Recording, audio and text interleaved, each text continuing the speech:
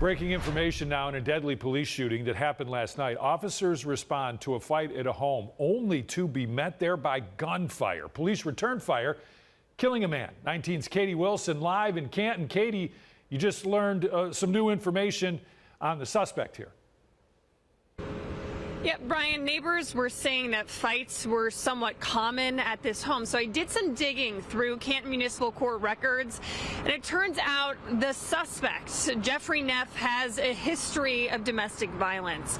He has been found guilty of both menacing by stalking and domestic violence in the past. And this entire incident all started because of a similar situation last night.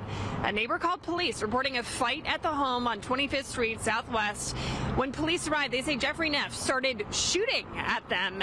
They returned fire, hitting him and injuring him. He was taken to Cleveland Clinic's Mercy Hospital, where he later died. As you can imagine, today, this morning, a very emotional scene outside of the house. We did briefly speak to the wife of the man who was killed, but understandably, she was just not ready to talk on camera. We did speak to a neighbor who's lived on that street for a while, and while she admitted there had been some domestic violence issues at that home, she was still shocked by what happened.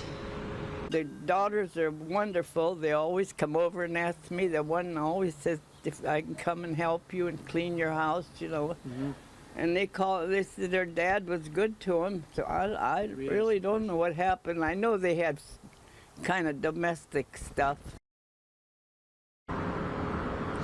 Brian, I can also tell you one officer was grazed by a bullet. Thankfully, they were not injured. We also know at this point the Ohio Bureau of Criminal Investigation is handling this case. So in the next half hour, I will be reaching out to them to see if they have any new information.